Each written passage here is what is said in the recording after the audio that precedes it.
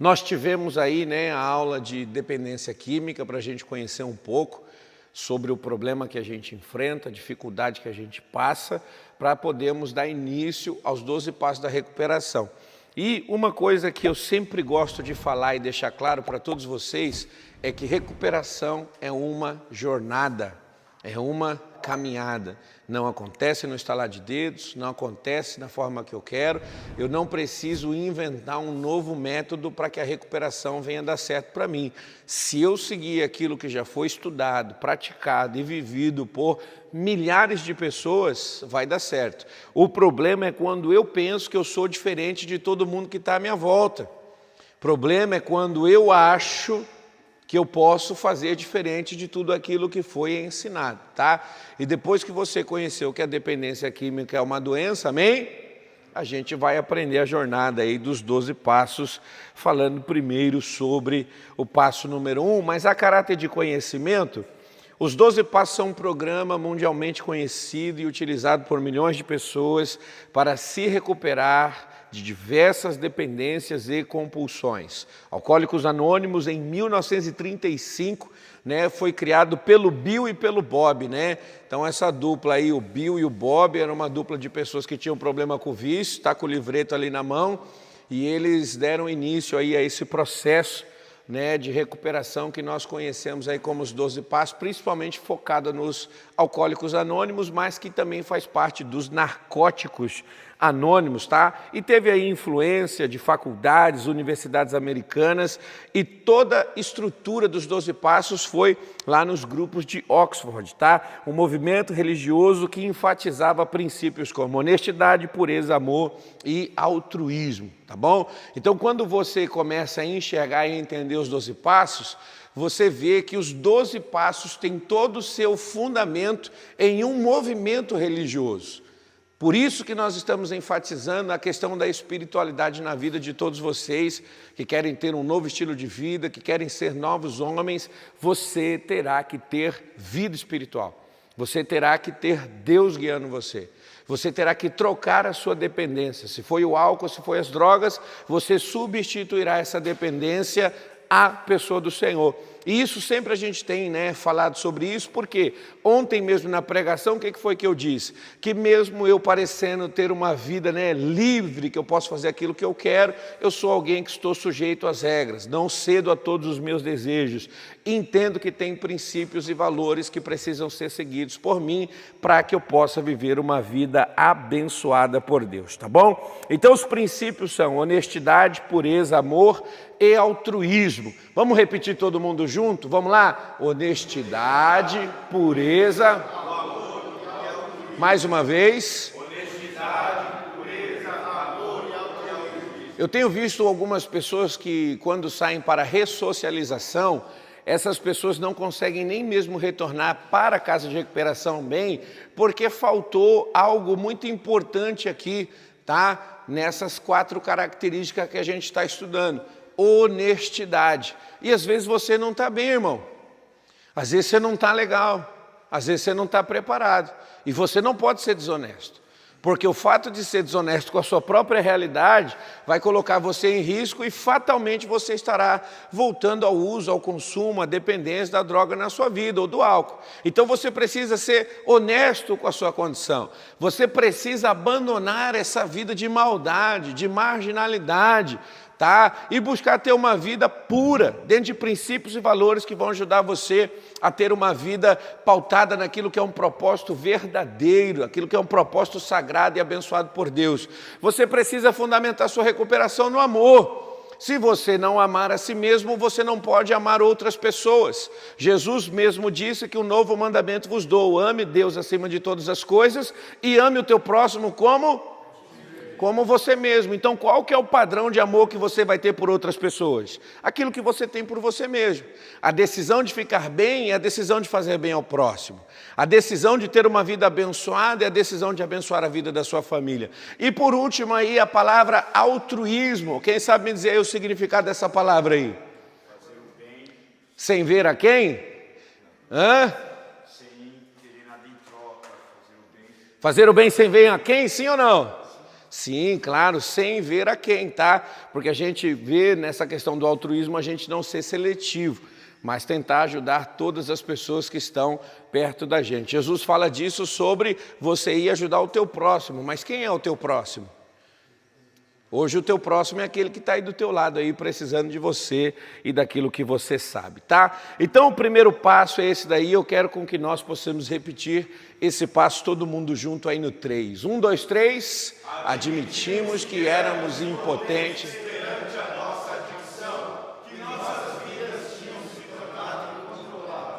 Essa já é uma verdade para você? Esse já é um padrão para você, você já admitiu isso, você já trouxe isso para a sua vida. E aí você vai falar assim, pastor, mas é uma vergonha admitir que eu sou impotente perante algo tão pequeno. A gente já entendeu que não é algo tão pequeno assim.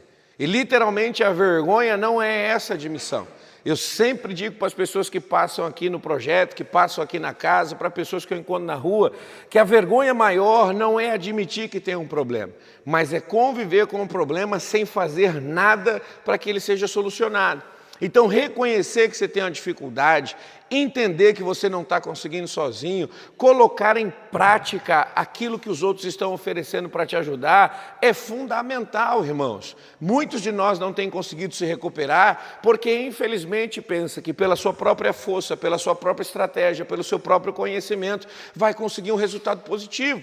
E você já está cansado de saber por A mais B que isso é ilusão. Você já tentou, você já fez, você já pensou, já mudou a estratégia, já mudou o lugar, já mudou a companhia, já fez de tudo e não deu certo. A única coisa que você não fez foi admitir que você estava impotente perante a adicção e que a sua vida tinha se tornado incontrolável.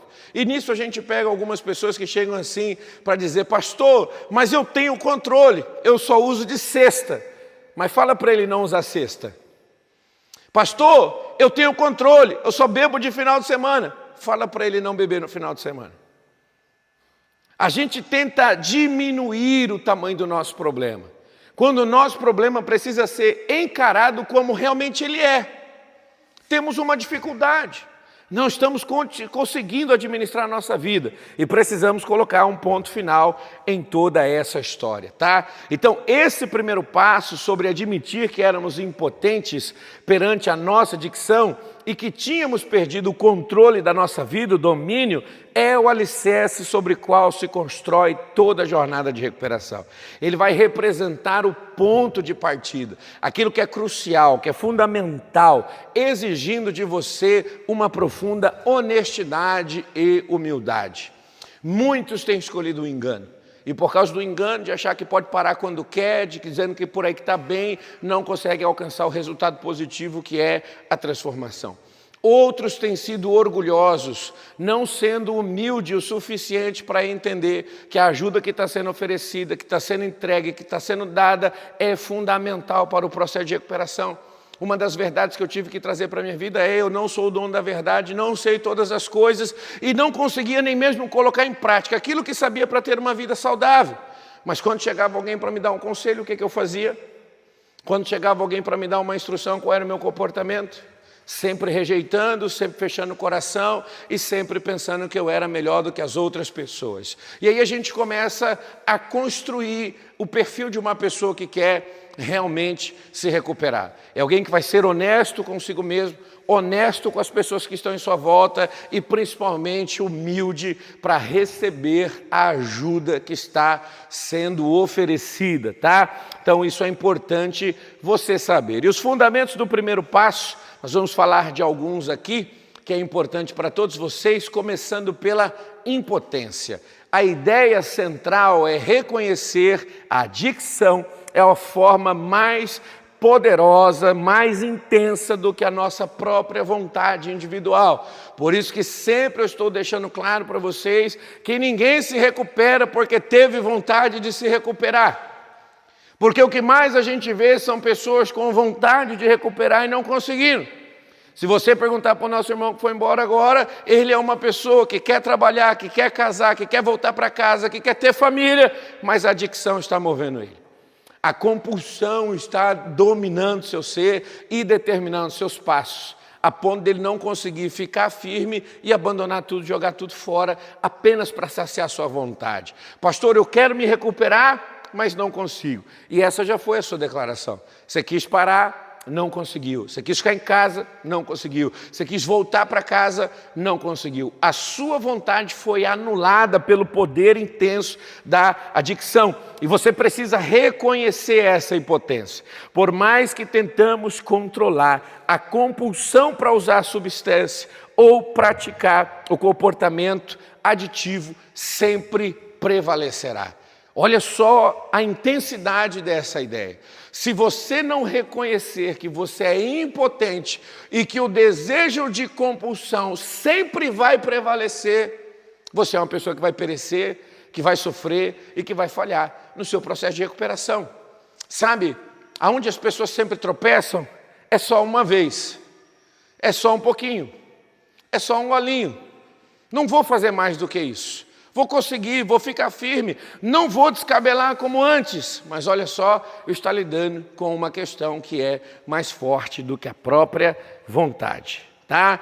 A perda de controle, a adicção rouba o controle das nossas vidas, afetando nossas relações, trabalho, saúde e bem-estar emocional. E os seus olhos precisam ser abertos. Sua casa não é um lugar ruim, seu trabalho não é um lugar ruim, as questões que envolvem a sua saúde, o seu bem-estar emocional, todas estão descontroladas. Por quê? Porque você é alguém que não tem mais a rédea da vida nas mãos. Você decidiu casar e a vida de um adicto que casou não é uma vida fácil, porque a mulher espera ele chegar em casa, os filhos esperam o pai voltar para casa, a família está esperando a provisão chegar à mesa, mas você perdeu o controle. Dinheiro do aluguel, dinheiro da comida, dinheiro da energia, dinheiro da internet, dinheiro do remédio, dinheiro da fralda, dinheiro do leite. Está tudo indo embora para você satisfazer a sua compulsão. Quando você não tem mais o que gastar, você começa a pegar empréstimos. E quantas pessoas devem aí até a alma para o banco ou estão devendo para agiotas, colocando até a sua família em risco. Por quê? Porque ela perdeu o controle. As relações estão abaladas. A mulher falando, não casei com você para isso. Os pais dizendo, né, que triste foi o dia que você nasceu por causa disso. E você precisa encarar a realidade da sua vida. Perdeu o controle, irmão. Sua vida está abalada. Seus dias estão difíceis. Você não consegue pensar em outra coisa a não ser saciar a compulsão que tem te dominado. E isso é um problema sério para você. Ainda dentro dos fundamentos do primeiro passo, a questão da honestidade. O primeiro passo exige uma honestidade brutal consigo mesmo e com os outros. É preciso admitir a verdade sobre a extensão do problema e o impacto que ele causou. Amém? Vamos ler todo mundo aqui juntos aqui, depois do ponto, é preciso? Vamos lá, 1, 2, 3.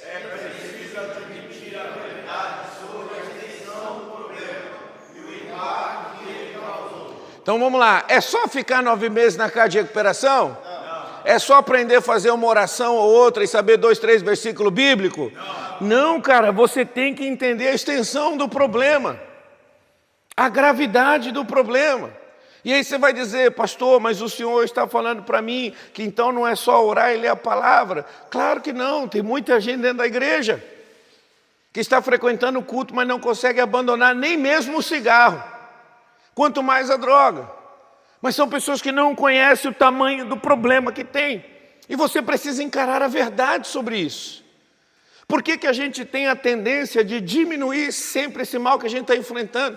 Sendo que a gente já aprendeu na outra aula que é o mal físico, é o mal mental, é o mal espiritual, que abala todas as instâncias da nossa vida, que destrói os nossos valores, abala os nossos princípios e faz a gente ter uma vida, irmão, totalmente desgraçada. Como é que isso pode ser tão pequeno a ponto da gente não encarar e enxergar a verdade que está diante de nós?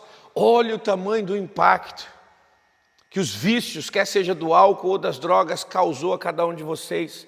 Dias de alegria, dias de prazer, dias de felicidade estão sendo roubados a cada tempo. Momentos de ternura junto com os seus filhos, né? Como a gente teve a oportunidade ontem de receber até uma foto do Silvério ali, tão linda ali, tão maravilhosa. Atende para mim, David, por favor, fala que eu estou aqui na pregação. A filha do André fez um penteado nele ali, maravilhoso, cara. né? Pai de menina tem dessas coisas aí, e aí a foto daqui a pouco chegou ali no meu celular ali, eu estava vendo. São momentos de ternura, importantes para a nossa vida, fundamentais para que a gente possa viver bem, e a gente não consegue enxergar o impacto que esse problema causou em nós. Está tudo bem? Graças a Deus, que bom. As coisas estão sendo tiradas de você, pessoas da sua idade prosperaram e você não. Pivetes, né? Crianças pequenas que você dava tapa na orelha, hoje anda de carro e de moto e você a pé. Até brinco aqui muitas vezes, né? Que você não está tendo nem um bilili para fazer uma ligação ou mandar um WhatsApp para a garota. Não é que você não tem um telefone, também falta a garota para você fazer isso. Falta ou não falta? Falta, né? E não era para você estar sozinho nessa altura da idade. Olha o Ítalo lá, ó. Mineiro boa pinta, boa praça, conversa bem, mas está aí, ó, chupando o dedo porque está sozinho. Então, olha só, é verdade ou não é, Ítalo? É verdade. Também já passei por essa fase aí. Graças a Deus que Deus colocou uma pessoa cega de amor no meu caminho para me poder casar com ela. O amor é cego, não é? Então Carla Moreira é cega, porque se apaixonar por mim não é uma tarefa tão fácil assim não. Mas isso impactou a nossa vida, irmão. Será que você já tem noção real dos impactos? Dos danos que você tem sofrido? Uma das coisas que mais falou ao meu coração, quando realmente os meus olhos se abriram para a recuperação, foi o fato de eu olhar e ver pessoas dentro de uma clínica com 60 anos de idade ou mais. E entender que todos aqueles senhores que estavam lá tiveram a oportunidade de mudar de vida, mas não conseguem desfrutar da aposentadoria depois de tanto trabalho, da família depois de tanta luta, porque perderam o controle das suas vidas e isso impactou com que tivesse que viver recluso. A melhor fase da vida, que é a hora de estar aí pegando um avião, ir para as praias de Maceió, fazer alguma coisa lá, não está dentro da casa de recuperação, muitas vezes vivendo dentro de um quarto cheio de gente que não quer nada da vida, fazendo perreco, bagunça, e a pessoa está aqui. E tudo isso tem trago um impacto terrível para a vida de todas as pessoas. Quando eu entendi isso, eu falei, eu não quero ser um idoso dentro da casa de recuperação. Eu vou aproveitar a minha idade que eu tenho agora, vou me transformar e vou ficar bem para o resto da minha vida, tá? Humildade, aprender a ser humilde e a admitir que precisamos de ajuda é fundamental para superar o vício. O ego precisa ser colocado de lado para que a recuperação possa ocorrer. Vamos ler todo mundo aí, o ego? Vamos lá, 1, 2, 3. O ego precisa ser Não almoçaram não? Estão tudo fraquinho ou estão com sono? Fizeram suco de maracujá hoje na cozinha, né? No dia da palestra, isso é problema. Vamos lá de novo, 1, 2, 3. O ego precisa ser colocado de lado para que a recuperação possa ocorrer. Uma pessoa orgulhosa nunca vai se recuperar. Nunca. Meu orgulho teve que ser quebrado. Minha soberba teve que ser destruída. Eu tive que me desfazer daquela arrogância que eu carregava, daquela prepotência, para que eu pudesse ser uma pessoa transformada e recuperada. Provérbios, o sábio Salomão, ele vai dizer que antes da queda existe a soberba. A altivez de espírito, ela antecipa a queda. Então, todas as vezes que você vê uma pessoa orgulhosa, dizendo que sabe, que não precisa disso, que não tem que ser assim, que tinha que ser de outra maneira, que eu sei como é que faz, irmão, sempre você está diante de uma pessoa que dentro de poucos dias, ela estará provando para você, de A mais B, que tudo aquilo que ela estava falando era um grande equívoco. Hoje, eu até posso dizer para você que conheço o caminho para a recuperação, mas olha só, são 17 anos de vida, irmãos, vivendo intensamente esses princípios e buscando conhecer cada dia a vontade de Deus para a minha vida. O problema está em pessoas que estão aqui há 15 dias, há 1 mês, há 2 meses, e querem se levantar para dizer, olha, não é assim que recupera, não. Não é assim que faz, não. O que o pastor está falando, não é assim. Mas e essa psicóloga aí? Ela estudou aonde? Nem nunca usou droga para saber. Mas olha só que coisa, às vezes a gente não precisa, irmãos, usar para saber a cura. O médico não precisou ter câncer para saber ali qual é o tratamento a ser feito. Então a gente precisa começar a ser humilde para entender o problema que a gente enfrenta, sabendo que isso é uma verdade que não será alterada. O orgulhoso nunca terá a vida transformada, tá? E aí vamos fazer um panorama aqui. Quantos passaram por essa casa de recuperação que quiseram contrariar aquilo que estava sendo ensinado? E ainda alguns ainda me ameaçavam e diziam assim: pastor, o senhor vai ver. E eu estou esperando eles voltar até hoje aí no portão para falar: pastor, ó, vim aqui com minha Porsche, com a minha Ferrari, com o meu Fusca, e não estou vendo ninguém chegar nessa fase aí, tá? Então, com muita humildade, irmãos, você precisa reconhecer que você depende da ajuda que está sendo oferecida a você. Existem pessoas dispostas a estar do seu lado, sabe? Para uma família visitar uma casa de recuperação, por mais que seja um dia de alegria aqui dentro, pare para pensar comigo o esforço que essa família está fazendo para vir te ver. O quanto ela se empenha para estar aqui. E você muitas vezes não consegue reconhecer que isso é ajuda. Deixa eu mostrar para ele que ele não está sozinho. Deixa eu mostrar para ele que a família dele está do lado. Deixa eu mostrar para ele que a família está junto. Deixa eu mostrar para ele que a gente vai conseguir prevalecer e a gente vai ficar de pé. Deixa eu mostrar para ele que ele não está enfrentando essa adversidade esquecido naquele lugar. É ajuda que está sendo oferecida. E é ajuda que você precisa ser humilde para receber essa ajuda. E o primeiro passo vai ter as suas implicações, sim, e aí a gente vai tratar de coisas que são importantes para que você venha superar toda a adversidade. Amém? Amém. Quantos estão comigo aí? Diga glória a Deus. Libertação da negação. A negação é um mecanismo de defesa comum entre os adictos. Ao admitir a impotência, a pessoa rompe com a negação e abre-se uma possibilidade para a mudança. Olha como isso aqui é importante.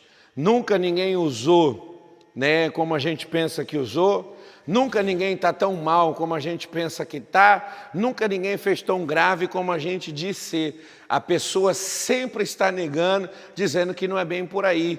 Mas olha só o cenário.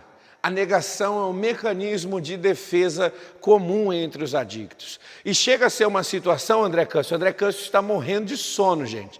Se você olhar, o Dalcin está aí, ó, o Dalcin ou é o Sagat? É um dos dois aí. Sagat, né? Está parecendo Sagat. Está caindo de sono. Eu pensei que era até o Dalcin, que o pescoço esticou assim, né? Mas vamos lá. A negação é um mecanismo de defesa comum entre os adictos. Nós não precisamos de uma prova maior de que você perdeu o controle, porque nós enxergamos o fato que você está dentro de uma casa de recuperação. Por que está dentro de uma casa de recuperação e ainda negar que o seu problema não é tão grave assim?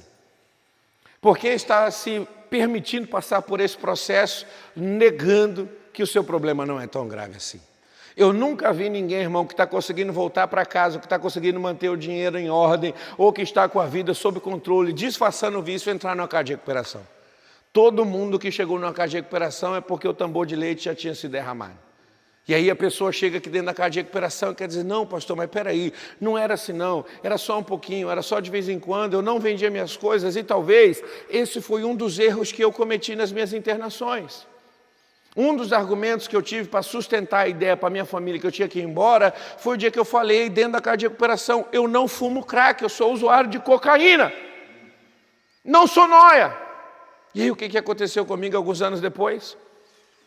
Voltava para a casa de recuperação como um dos piores usuários de crack que eu conheci. Não tem aquela personagem antiga que tudo aquilo que tocava virava ouro? Quem se lembra desse personagem? É o Midas, né? Tudo que o Midas tocava virava ouro, não é isso? Eu era o Midas ao contrário.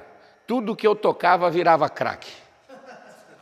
E eu estou falando uma grande verdade para vocês, né? Até depois minha mãe, algum dos meus parentes vai ver isso daí, mas eu vivia para fumar e fumava para viver. Vivia em função do vício. E também já usava o vício para aniquilar alguns desejos básicos, necessidades básicas da nossa vida, como fome, por exemplo. Quantas vezes, ao invés de comer, eu decidi usar a droga para não ficar com fome? Quantas vezes eu decidi tomar a cachaça para não sentir frio? Tá? E aí você vê a gravidade do problema que eu vivia. Mas quem perguntava para mim, pô, até quando você vai ficar nessa? Qual que era a minha resposta? Não, tá tudo bem, fica tranquilo, não é tão grave assim, eu paro quando eu quiser. Engraçado que eu não estava naquela vida porque queria. Estava sofrendo porque não tinha forças para sair de lá. Ao admitir a impotência, a pessoa rompe com a negação e abre-se uma possibilidade para a...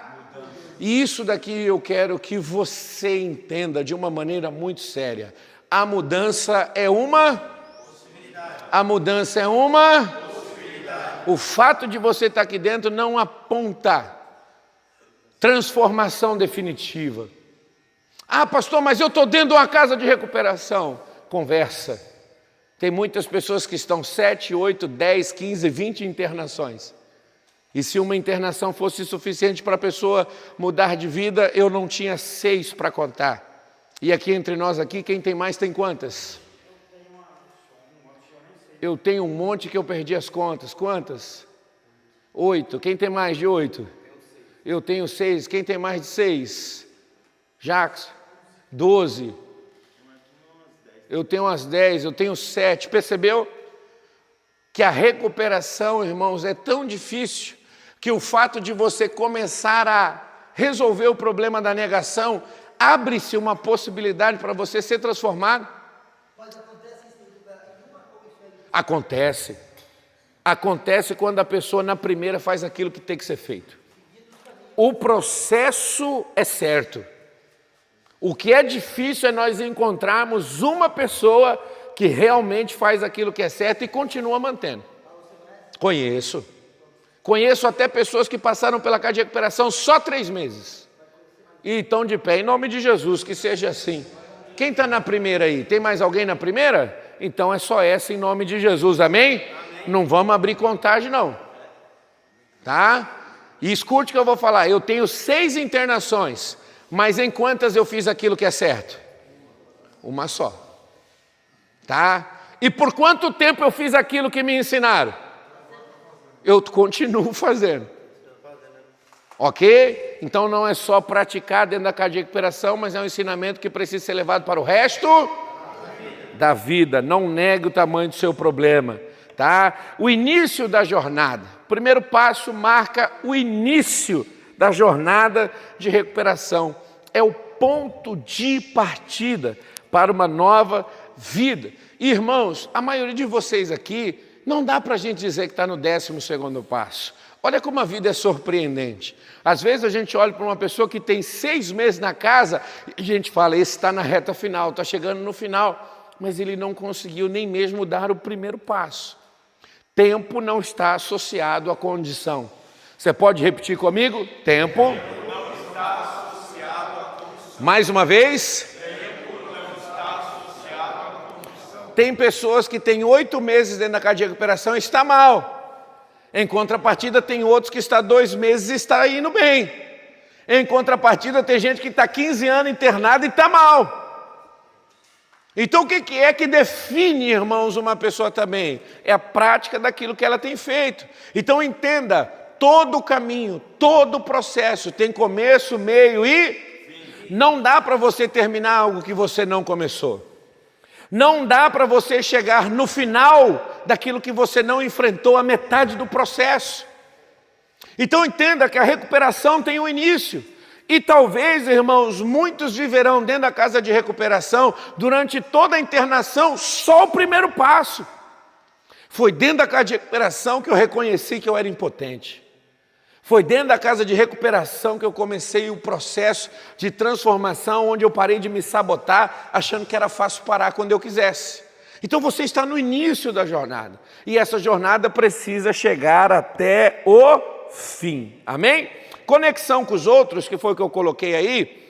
Ao compartilhar a experiência que você tem enfrentado com outros membros do grupo de apoio, a pessoa encontra um senso de comunidade e apoio mútuo. E qual que é uma das dificuldades que a gente tem aqui quando nós conversamos sobre dependência, sobre uso, sobre consumo? Nós sempre estamos lembrando dessas coisas com uma maneira saudosa. Sempre estamos com saudade do que fazíamos, do que vivíamos, de onde estávamos, com quem estávamos. Perceba que tem pessoas que entre nós, quando vai falar de qualquer coisa relacionada ao seu passado, a baba chega a escorrer pelo canto da boca. Ele está falando isso com prazer. E acaba se esquecendo de todas as consequências que ele passou. E aí, escute, irmãos, olha como é importante. Sem conexão, eu não vou conseguir ter um senso de apoio. Eu preciso da pessoa que está comigo no processo. Eu preciso da pessoa que está comigo na casa de recuperação, na recuperação. Eu preciso daquele que tem mais experiência do que eu. Mas eu não preciso daquele que vai atrasar a minha vida. Mas eu não preciso daquele que quer continuar na mesma. Mas eu não preciso daquele que não quer evoluir. Eu preciso de quem quer mudança. Mas a gente tem uma inclinação natural de sempre buscar quem atrasa o nosso lado. Ah, gente, os nossos olhos precisam ser abertos. Rubens, quando você terminar seu processo, você vai voltar para Curitiba? Ainda não sabe, mas vamos lá, talvez você volte para Curitiba. E o pastor Haroldo? Como é que fica? Câncio, você vai voltar para São Vicente quando acabar o seu processo de recuperação? Vai ficar com quem lá? Com o seu Aguinaldo, com a dona Estela, com a Sarinha e o pastor Haroldo?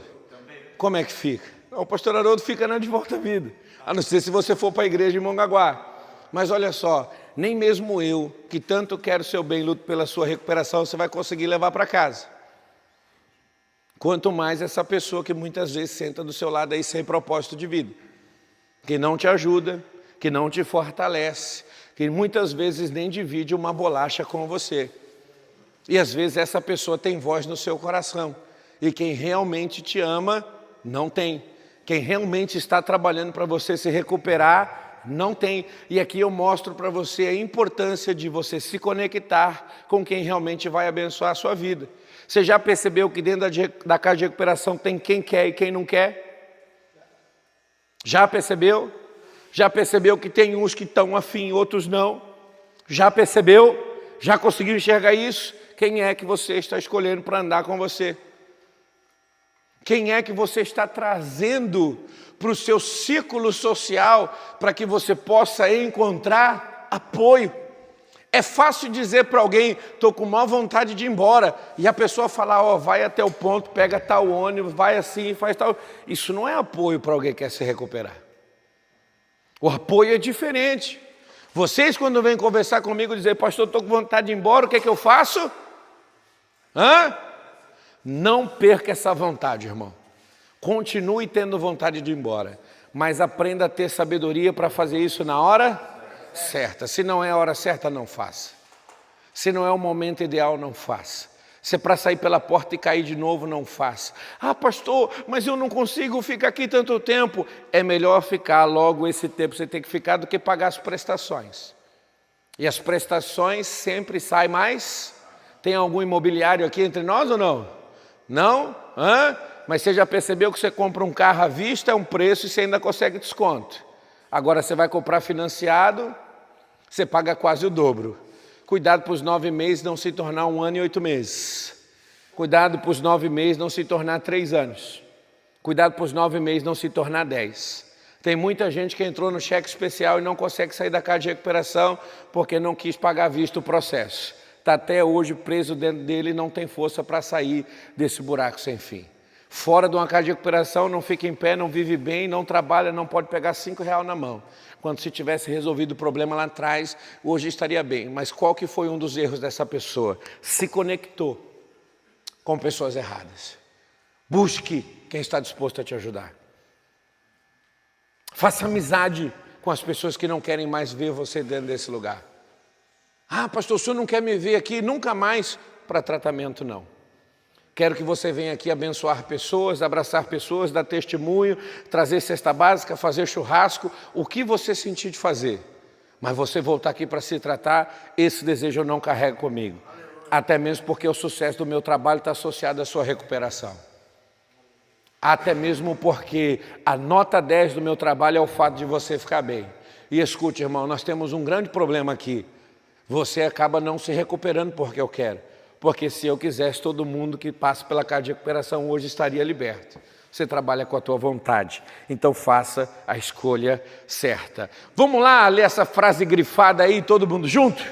Abertura para um poder superior. Mais uma vez. Abertura para um poder superior. Qual é o nome do poder superior que nós acreditamos aqui?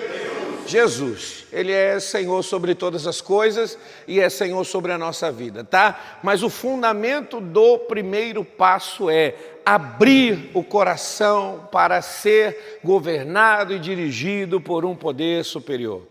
E aí já vem a nossa natureza humana que peleja contra a nossa vida, o sistema do mundo que está aí para nos arrancar da presença de Deus, o trabalhar do inimigo para que a gente não ouça a verdade, tudo isso coopera contra. Aí você chega aqui dentro da casa de recuperação com aquela declaração que, na minha opinião, é uma das mais tolas que existem. Eu só vim aqui para parar de usar droga, pastor.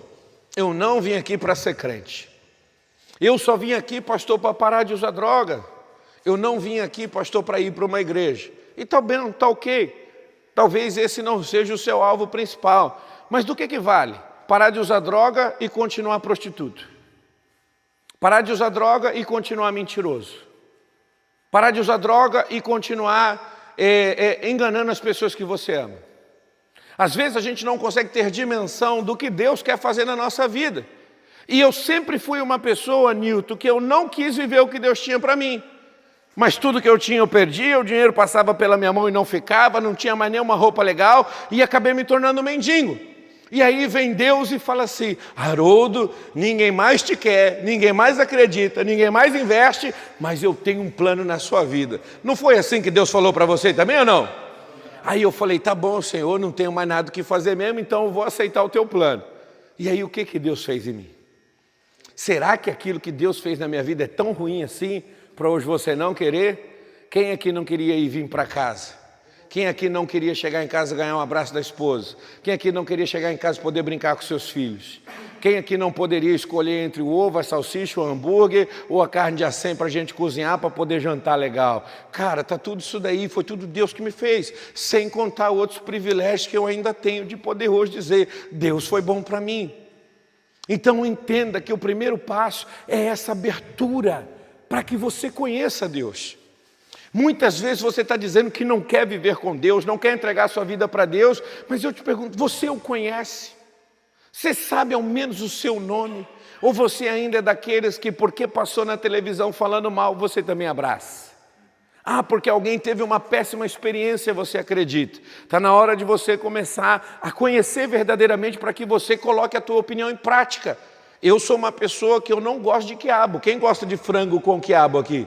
Eu não gosto. E pergunte para mim, quantas vezes o pastor Haroldo comeu quiabo na vida? Nenhuma. Simplesmente não gosto. Porque fui com a cara assim e falei: isso não é bom. Mas quem gosta, é ruim ou é bom? Quem gosta de um jiló? O jiló. Quem gosta de um pezinho de galinha bem cozidinho ali e tal? Pergunta para mim se eu gosto. Não gosto. Não gosto de pé de galinha. Tu acredita? Quem gosta aqui do fígado? Fedidão é bom, né? Olha só, já chamo de fedidão. Onde você faz o fígado, até os vizinhos ficam sabendo. Mas por que eu não gosto? Por não experimentar essas coisas. E você diz muitas vezes que você não gosta de Deus, não dá abertura para o poder superior transformar a sua vida, sem mesmo conhecê-lo e nem saber o plano dele que ele tem para você, tá bom? Embora não seja um requisito religioso, muitos encontram conforto e força em um poder superior durante o processo de recuperação. E esse é o ponto que os 12 passos dão para nós, mas eu quero ir além. Eu não encontrei conforto no Senhor durante o processo de recuperação. Mas eu tenho encontrado conforto, consolo e direção no Senhor para todos os dias da minha vida. Como eu digo para você que minha última crise de abstinência foi com 5 anos de recuperado, vamos então encerrar aí o processo de recuperação. Já são 12. 5 anos depois. Já são 12, irmãos, que eu não tive mais vontade. Mas olha só que coisa interessante, são 12 que eu continuo dependendo de Deus, abrindo meu coração para Deus, encontrando conforto no Senhor e vivendo aquilo que é propósito de Deus para a minha vida. Eu não sei como você tem, irmão, olhado teu relacionamento com Deus, mas se você não tiver atenção para isso, possa ser que você nunca consiga se recuperar, possa ser que você nunca consiga se transformar e sempre vai viver escravo do vício que tem destruído sua vida. O primeiro passo é a base para os passos seguintes, tá? E toda a corrida na vida, todo o processo que você começa, você precisa terminar, mas para você terminar, primeiro você precisa começar. Se você não der o primeiro passo, você não vai dar o 12º, você não vai dar o 11º, você não vai dar nem o segundo passo. Você precisa começar a jornada de recuperação. E o começo da jornada de recuperação não é entender, irmão, que você precisa estar aqui e passar uns dias, mas é reconhecer que você precisa se reformular, se refazer como homem, para que a sua vida nunca mais seja uma vida de escravidão em relação aos vícios. Está na hora de você abrir o seu entendimento para isso e compreender, irmãos, que é a base para os próximos passos. Vamos ler todo mundo junto aí depois dos 2 pontos? 1, 2, 3.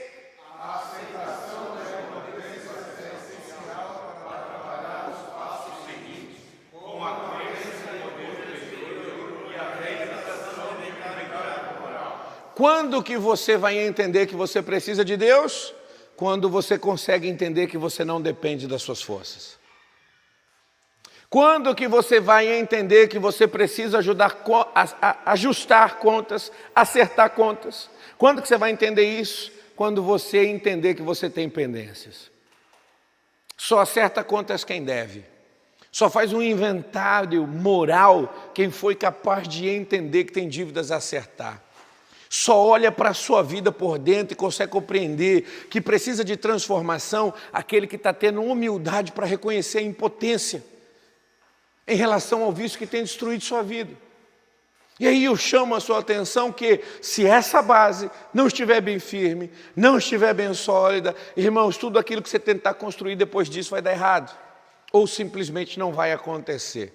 Muitas vezes eu passei por uma questão na casa de recuperação das pessoas entrarem pelo portão e dizerem assim: e aí, Haroldão, você está aí ainda, irmão? E eu falava: salve, irmão, você já está voltando, cara.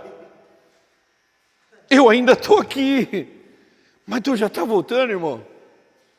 Ah, mas você não tem para onde ir, Haroldo. Talvez eu até tinha a casa dos meus pais, tinha a rua, a gente fazia um monte de coisa errada, ia sobreviver. Mas, cara, eu entendia também que eu não tinha condições de permanecer bem se eu não fizesse aquilo que era certo. Minha recuperação levou muito mais tempo que a de outras pessoas, porque muitas vezes eu entendi, irmãos, que eu era impotente. E vi muita gente terminando com 3 meses, com 2 meses, com 6 meses, com 7 meses, com 8 meses, mas essas pessoas sempre estavam voltando. E não conseguia levar a sério o processo de recuperação. Quantas vezes eu já tentei cuidar da mesma pessoa, e essa pessoa, por não admitir que precisava fazer isso corretamente, sempre está voltando para o processo. Você, na tua jornada, vai ver muita gente que entra e sai.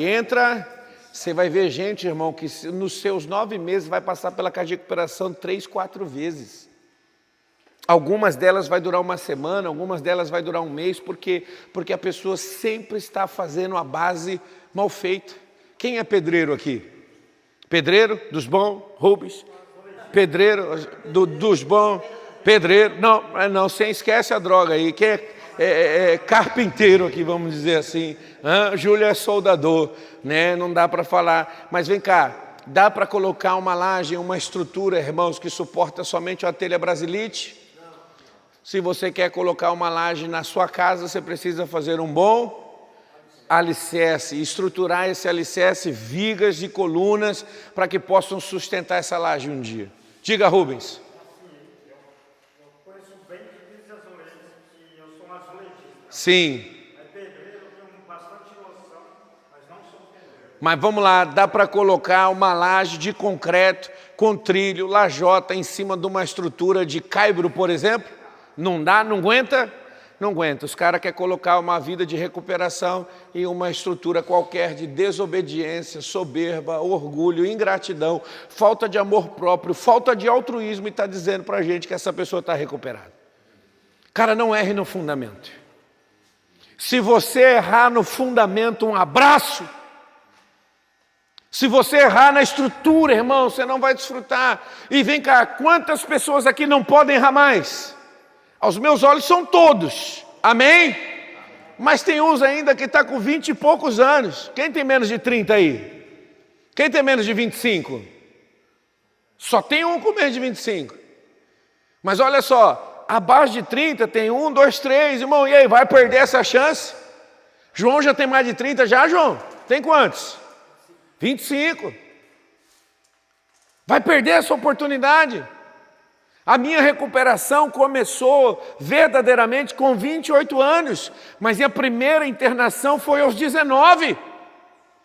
Quanto tempo eu perdi, quantas coisas eu deixei de viver, quantas coisas eu vi indo embora, para depois encarar o processo de maneira correta. Sofri demais por não fazer o que era certo.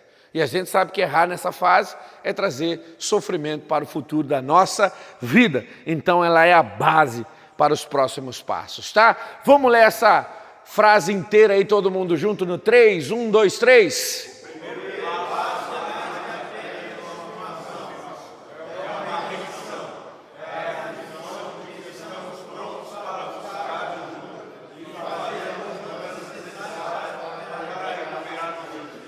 Ao reconhecer a nossa impotência, abrimos as portas para a esperança e a possibilidade de uma vida plena e significativa.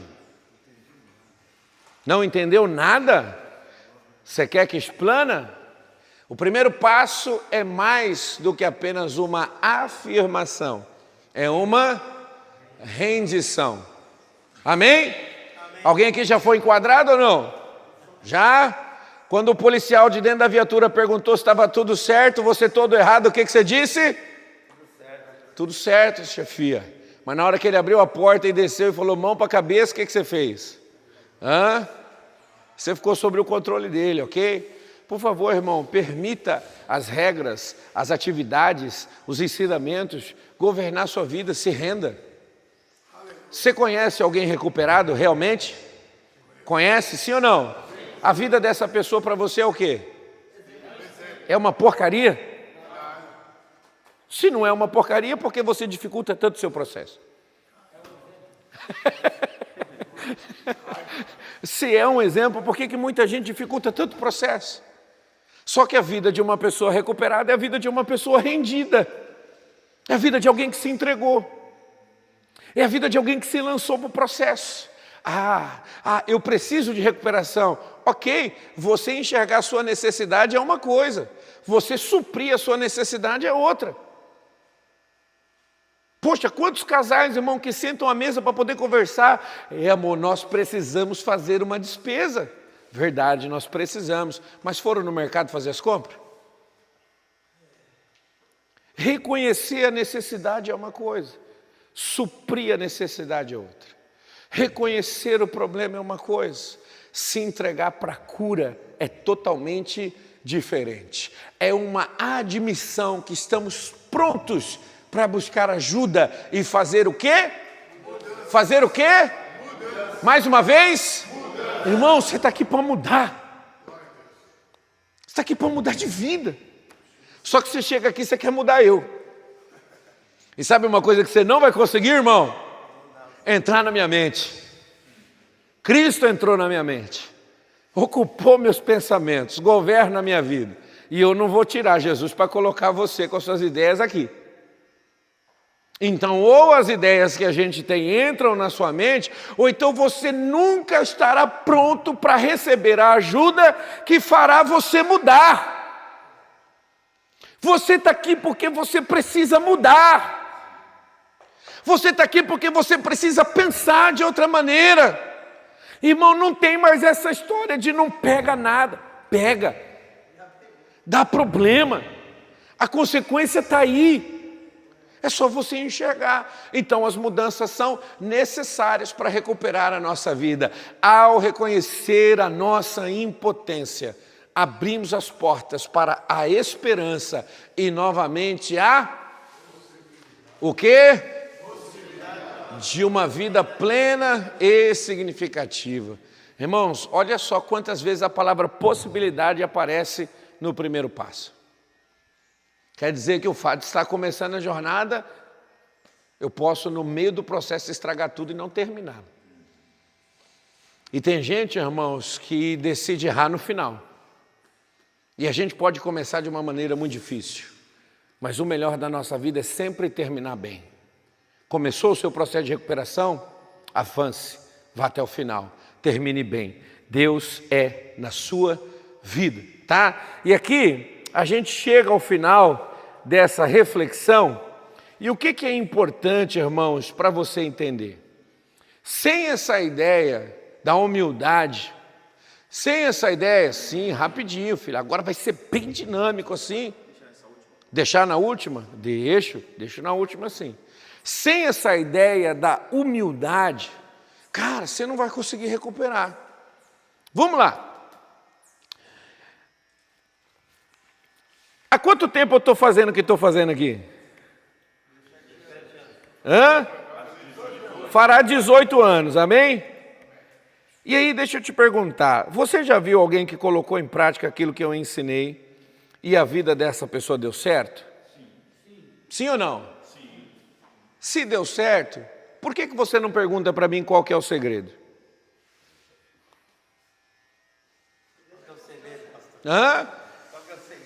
Cara, você quer assim, facinho assim? Posso usar o exemplo do Raniel? Raniel está louco para conversar comigo, irmão, até uns dias. Como o Raniel quer conversar comigo, velho? E aí o Raniel entrou lá na sala, lá, pô, pastor, posso falar com o senhor? Eu falei, pode, Raniel. Qual que é o assunto? A campanha que nós vamos fazer, o versículo que você não entendeu, o propósito que você tem que abrir. Ele... Não, pastor, não são essas coisas. E eu sabia que não eram essas coisas, até mesmo porque eu conheço o Raniel e sei o processo que ele está. E aí a gente, irmãos, acaba esquecendo que existe algo a ser priorizado.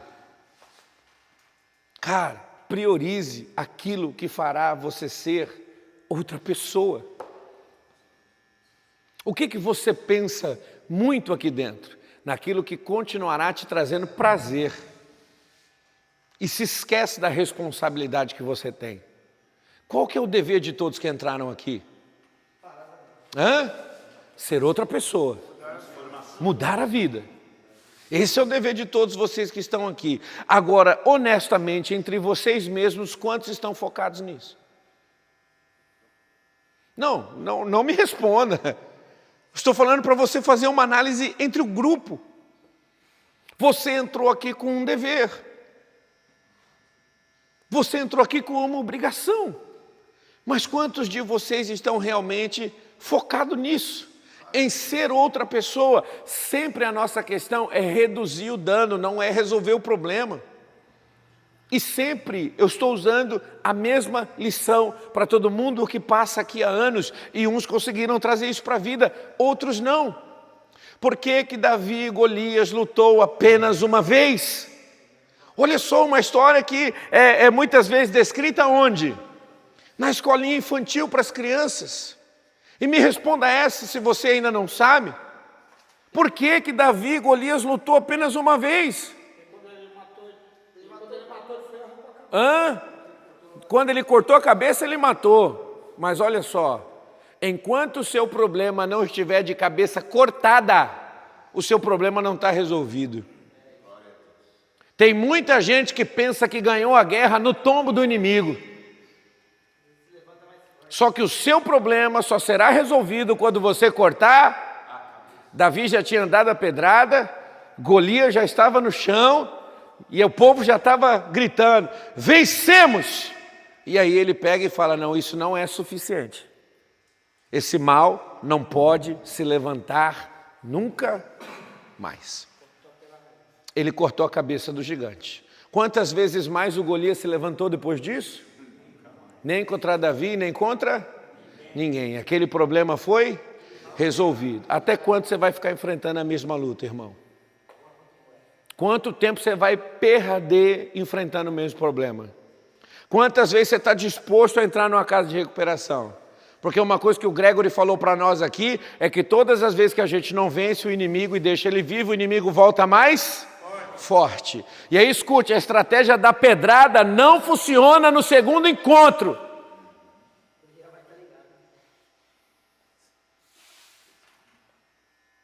Não funciona na segunda luta. Resolva o seu problema, irmão. Coloque um ponto final nessa história. Sare de vez essa doença. Ou você vai estar disposto, porque a cada internação, uma perda. A cada internação, alguns anos ou alguns meses da sua vida que foram embora. A cada internação, riscos de vida que você trouxe para você. Eu já vi gente, irmão, que teve a chance de se recuperar andando. Não conseguiu. Depois voltou para a casa de recuperação em cadeira de roda. Eu já vi gente que se internou, irmão, com as duas pernas, não conseguiu, depois voltou para a casa de recuperação com a perna amputada. Resolva o seu problema. O segredo é esse. E aí eu te pergunto, você sabe resolver o seu problema? Não sabe. A gente está aqui para te ajudar, te fortalecer e fazer você vencer tudo aquilo que tem sido muito difícil para você. Pode ser difícil agora, mas se você fizer aquilo que é certo, um dia o teu sofrimento será uma história para você contar, para ajudar outras pessoas. Porque uma das bases do primeiro passo é o altruísmo. Sabe o que nunca fez com que eu voltasse para trás? O fato de eu olhar aqueles que estão em minha volta para que eu pudesse ajudar. Dentro do quarto, na atividade, na cozinha, na lenha, não importa qual foi a atividade que eu fiz, sempre quando eu via alguém mal, o pastor só ia ficar sabendo se eu não conseguisse fazer mais nada. Mais nada.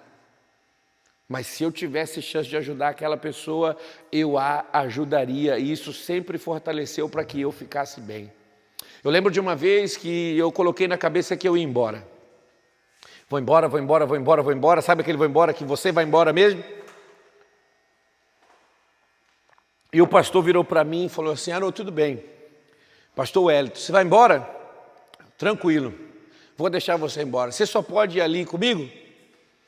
E assim, eu mesmo querendo ir embora, eu sempre fui um respeitador com a pessoa que eu sabia que era uma autoridade de Deus. Então eu ia ali com ele, mas depois de ir ali com ele, eu ia embora. E aí ele me abraçou e começou a andar comigo pela casa. E aí a gente tinha uma beira de rio assim, que o pessoal lavava roupa ali. Ele me apontou ali, tá vendo aquele irmão ali, Haroldo? Tá vendo aquele outro ali? Eu falei, tô vendo, pastor. Aí foi perto do refeitório, e aquele ali que está rachando lenha, E aquele ali que está fazendo a horta ali. Ao todo o pastor me mostrou 17 pessoas. E aí ele perguntou para mim, Haroldo, o que essas pessoas aí têm em comum? Aí eu falei, pastor, está todo mundo na noia aí, buscando recuperar a vida. Aí ele falou, não é isso que você tem que enxergar, você tem que enxergar outra coisa. Aí eu falei, pastor, não sei o que eles têm em comum. Ele falou, Haroldo, todas essas pessoas tinham desistido do tratamento. A gente já tinha liberado, assinado o prontuário deles e dado dinheiro da passagem para ir embora. Mas todos eles, depois que já tinham desistido, a gente pediu para você levar no ponto. E quando eles chegaram no ponto, eles voltaram para dentro da casa de recuperação porque você não desistiu dos caras. Se você está pensando que você não serve para nada, eu estou te mostrando 17 homens que estão aqui dentro em recuperação porque você acreditou neles. Aí você pergunta para mim se você é útil, se você serve para alguma coisa, se você não deve ficar aqui, tem gente precisando de você. Uma das coisas que vai fazer você ficar de pé, uma das, é sempre querer o bem daquele que está perto de você. Ajude essa pessoa. Você não vai falar para ela besteiras, você não vai fortalecer vontades de desistência e de fracasso. Ajude essa pessoa, porque ajudando ela, você estará ajudando você. Você estará trabalhando para a sua recuperação. E você não pode perder essa oportunidade. Amém? Amém. Perguntas? Vamos lá. Cri, Sem perguntas? Hã? Glória a Deus. Um negócio que ficou muito na minha ponto de interrogação. Comentou que tem pessoas que estão no primeiro passo, que é o início de tudo. E pode ser que essa pessoa consiga se recuperar só buscando chegar no segundo? Ou não? Vamos lá, André. Chegar no 12º? A jornada são de quantos passos? Quando você termina a jornada? Depois de 12 passos. Quando que nós terminamos a recuperação? Depois de passar por todas essas fases. Temos que passar. A ideia do Gregory é ótima. É ótima ter essa ideia de que sempre você vai ter que estar zelando pela sua recuperação. Tá? Por que essa ideia é boa? O que é melhor, irmão, gastar para resolver um motor, né, que queimou a junta do cabeçote, ou trocar o óleo a cada 10 mil quilômetros? O que é melhor? Você vai trocar o óleo aí, você vai gastar uns R$280, mais ou menos. Você vai fazer a junta do cabeçote, você vai gastar 10 mil. Aí eu te pergunto, se você é um cara que sempre entender que está no processo de recuperação, uma vez no ano, você vai entender que você precisa vir aqui na casa de recuperação passar um dia. E aí o que é melhor? Você passar um dia na casa de recuperação junto com os irmãos ajudando ele, ou voltar aqui para ter que passar os 9 meses novamente? A ideia do Gregory é ótima, irmão. Grave bem o que eu vou te falar. Todo cara que eu vi ir embora da casa de recuperação e está bem, são pessoas que não queriam ir embora. Todo cara que não via a hora de sair daqui, são pessoas que estão mal. E quem é o cara que não quer ir embora? É o cara que fala, poxa, eu aprendi tanta coisa aqui nesse lugar que eu não posso abrir mão dessas verdades. Eu estou sempre ensinando, trabalho para ir embora, para se recuperar, para ficar bem, tá? Mas isso daí vem do zelo. Eu sou um cara que eu sei que eu não posso vacilar. Se eu der um vacilo, e escute, irmão, não é perto de droga não, é apenas uma mentira, é uma pornografia, é qualquer situação que me corrompa. Eu sei que eu posso voltar para a lama que eu estava, e para lá eu não volto mais. Você está disposto a voltar ou não? Hã? Eu não volto mais, tá? Então preciso continuar a fazer aquilo que é certo. Certo, André? Então toda jornada tem começo, meio e... É igual aquele jogo de videogame que você ama e nunca termina, né? Então tá lá, você só termina o jogo se você fecha ele e enfrenta o desafio final. Então você precisa ir até o final. Perguntas? Tranquilo? Posso perguntar então? Se você não tem pergunta para fazer, eu tenho. Hã? Quantos aqui, irmãos, já deram o primeiro passo? Os outros ainda não? Rapaz, nem admitiu o problema ainda? Vou perguntar de novo e vou te dar mais uma chance, hein? Quantos aqui já começaram o primeiro passo? Levanta a mão. Glória a Deus. Segunda pergunta. Quantos aqui já estão vivendo na integralidade o primeiro passo? Pastor, na integralidade, pastor? Integralidade, sendo humilde, recebendo ajuda e colocando em prática. Isso é importante. Isso é importante. Porque talvez você está reconhecendo, porém você não está praticando. Ah, eu tenho um problema, mas sabe o que é? E a gente sempre fala, né, David? Quem é bom de desculpa, não é bom em mais nada. Não é só reconhecer o problema, mas é fazer aquilo que é certo, para que esse problema não destrua mais a sua vida. Amém? Segunda que vem a gente se reúne, tá? Para falar aí sobre o segundo passo da recuperação. E enquanto você estiver aqui, esse vai ser um assunto abordado, tá? Por mim, por vocês, porque acredito que vocês têm que compartilhar entre vocês mesmos, e a Bíblia Despertar que você tem na mão aí traz uma sequência. A gente não tem recebido as Bíblias da sociedade, mas por uma falta de tiragem deles lá, não é uma Bíblia que é feita constantemente como as Bíblias de literatura normal, então a gente precisa a liberação deles para que a gente possa receber. Mas a gente tem vários exemplares aí, compartilha com você o estudo, chama alguém para fazer a meditação com você, para que você possa ser abençoado. Fechou, rapaziada? Vamos orar, agradecer a Deus? Vamos? Amém? Fique de pé, em nome de Jesus.